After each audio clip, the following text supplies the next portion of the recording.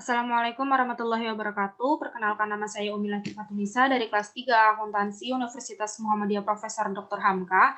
Dosen pengampu saya itu Ibu Adimaya. Di sini saya akan menjelaskan tentang manajemen modal kerja yang bersumber dari buku Manajemen Keuangan edisi kedua oleh Dr. D. Agus Harjito dan Dr. Smartono.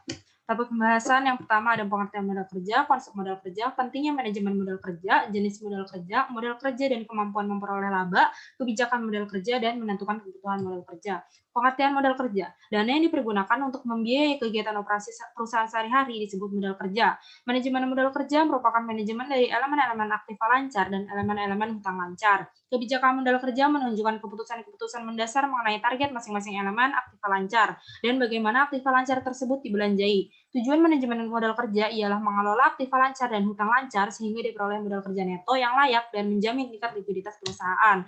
Kemudian konsep modal kerja dibagi menjadi tiga. Yang pertama konsep kuantitatif yaitu jumlah keseluruhan aktiva lancar yang disebut juga modal kerja bruto. Yang kedua konsep kualitatif yaitu kelebihan aktiva lancar di atas hutang lancar yang juga disebut modal kerja neto. Dan yang ketiga konsep fungsional, konsep mengenai modal yang digunakan untuk menghasilkan current income. Kemudian pentingnya manajemen modal kerja. Yang pertama aktiva lancar dari perusahaan, baik perusahaan manufaktur maupun perusahaan jasa, memiliki jumlah yang cukup besar dibanding dengan jumlah aktiva secara keseluruhan.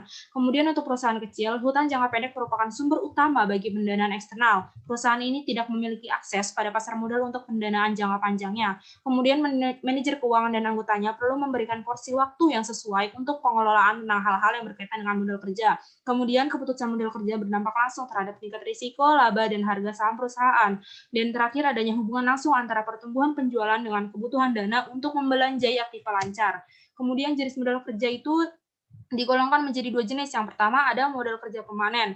Kemudian modal kerja permanen itu dikelompokkan lagi menjadi dua, ada modal kerja primer dan modal kerja normal. Kemudian kedua ada modal kerja variabel, dikelompokkan lagi menjadi tiga, ada modal kerja musiman, modal kerja siklis, dan modal kerja darurat.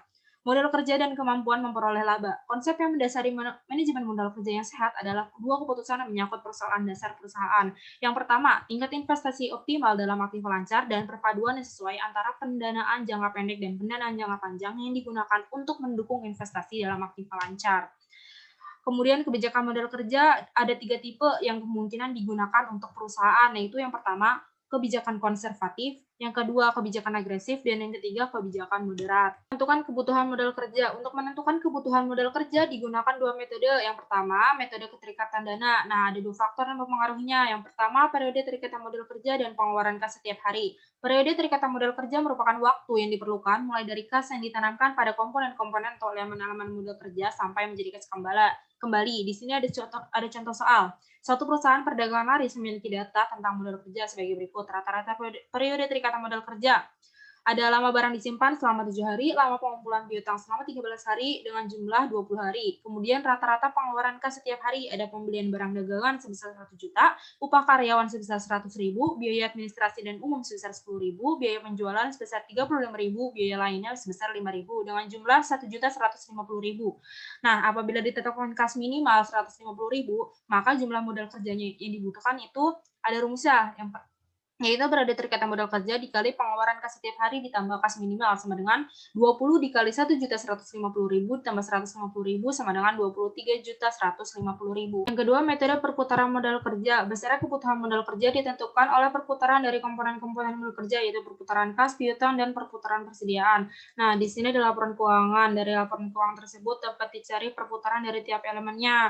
Nah, di sini perputaran kas itu sebesar 130 kali, perputaran piutang yaitu 31 kali, perputaran persediaan yaitu 18 kali dengan rumus masing-masing tersebut ini. Kemudian dicari periode terikatan modal kerja. Yang pertama kas sama dengan 360 dibagi 130 sama dengan 3 hari, piutang 360 dibagi 31 sama dengan 12 hari, persediaan 360 dibagi 18 sama dengan 20 hari dengan jumlah 35 hari. Nah, periode terikatan modal kerja secara keseluruhan itu 35 hari, sehingga perputaran elemen modal kerja adalah 360 dibagi 35 dikali 1 kali sama dengan 10 kali. Apabila pada tahun 2011 perusahaan diperkirakan akan mampu menjual produknya seharga 75 juta, maka kebutuhan modal kerjanya yaitu 75 juta dibagi 10 sama dengan 7.500.000. Sekian, wassalamualaikum warahmatullahi wabarakatuh.